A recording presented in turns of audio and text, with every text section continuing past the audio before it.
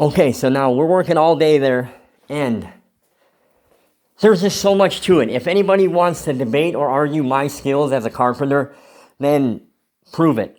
All I ask is that you listen and prove it, because I know what I've done wrong and what I haven't done wrong. And I went in there to try and tell Perry that he was short on everything and all the shit. And I wrote a list about each guy that I had there to get better, like 2-page list for everybody, including Perry. And for myself, though, I had a 4-page list of shit that I needed to get better at. So don't think I wasn't hard enough on myself, because I know what I do and what I don't. But I go in there and I try and tell him one thing, and he's like, oh, fuck this guy. He's like, write him a check and get him the hell out of here. And it was for a fucking quarter of the price. So at least I got paid on that one. But I mean, it was, gotta pay your workers. I even gave the guy $100 who didn't do anything, and I should have punched him in the face, but, I'm not that type of guy. But that's like the type of anger that I'm dealing with, the heartache, the going to jail, and then jobs fall through, and then fighting with your family, fighting with your friends, because they're thinking that I'm dating some fucking 48-year-old crack whore, and basically that's what it looks like from the outside, but it's not. She's the most beautiful woman in the world to me. I love her, and she's mine, and I know there's more to this. I love you, baby, forever. I don't care what's going on. I know what's in my heart. I love you all. God, I mean, so, to even try and, get somebody, because it doesn't look very good from the outside, but it's all planned for a reason, or whatever, I mean, it just is what it is. So I don't have any money, so I get $370 check in the mail from this guy for restitution for going to the hospital. Now, I start spending that on shit I need, like gas, cigarettes, food, and some dope. I think I spent like $70, and I was actually gonna take a day off because I had all this shit that I was collecting. The clinic went out of business and was getting remodeled, and I go there and pick up 4 solid oak doors, not a brand new toilet, but I mean, it's all, a nice industrial toilet, nice metal door frames, nice cabinets like you get from TMI, just sitting there, and I gave him $30 for it. And I asked my dad to use the trailer, and he says, fine. So I load it all up on there, and he says, yeah, you got plenty of time to do whatever you need. Okay, so I load all this shit up. I even got a place to put it right next to my old man's house at his landlord's place. I call the landlord, he says, keep it there.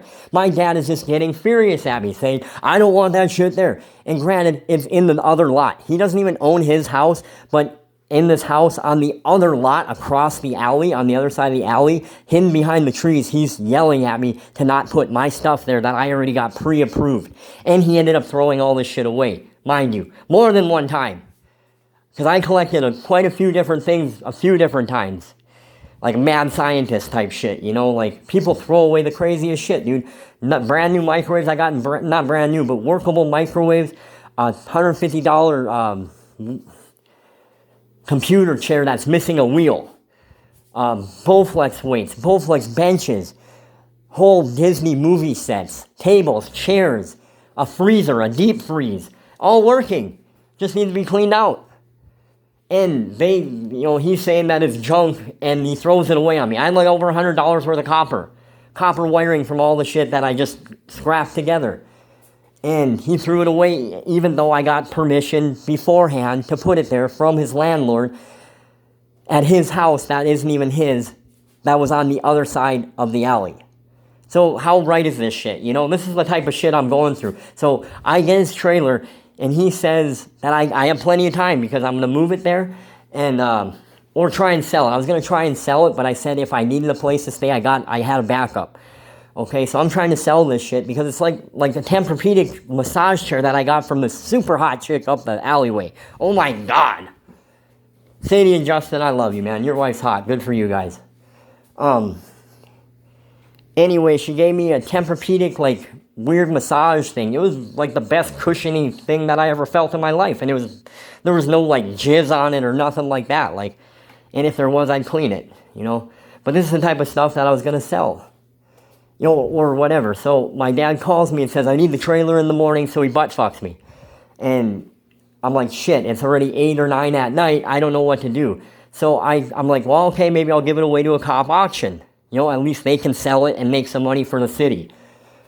So I call 911 or the dispatch to get in touch with somebody that I can talk to about donating this tonight, because it has to be tonight or in the morning it's going to get thrown away. Or I'm trying to think how the hell that worked. Like, oh, because I knew that he was going to throw it away if I took it over there, even though I ended up taking it over there.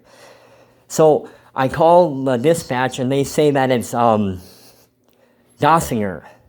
No. Shit. Yeah, Dossinger. Okay, this is where I got mixed up, because I had went and did an estimate for a cop who needed his basement done or whatnot, or just like a wall partition that he needed help with, and I was on the fire department at the time, so I go up there, and I'm like, it's like only a half a day's worth of work. I respect you guys. I'm on the volunteer on the fire department, and I ended up quitting that because I couldn't mess stuff up being on meth, because even though I would run into a burning building on my own walking down the street, if that guy has to depend on me and somehow I would fuck up, I could never forgive myself. So I quit the fire department for that. And so I go up to this guy's house. I'm like, hey man, let's just get together on a Saturday, have a beer, and put up this wall, and I won't even charge you. Okay? And I give him my number. I'm like, get a hold of me. And he never got a hold of me, but I think it was because he didn't want a handout. But it wasn't like that. It was like a mutual respect between people in that, because I had gotten a lot of work from police officers. And but his name was Kredinger, I think.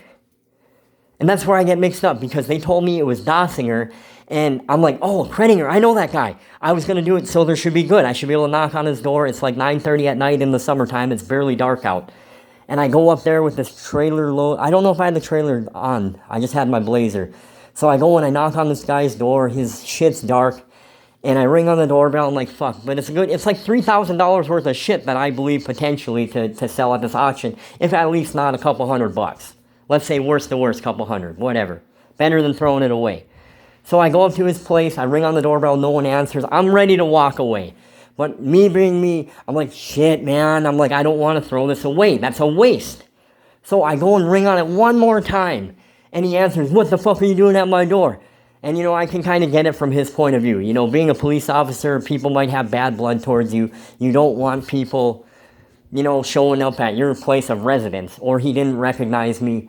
But like I said, I didn't even remember his last name. I think it's Kredinger, but that's whatever. That's where shit got messed up, because I thought it was a Dossinger.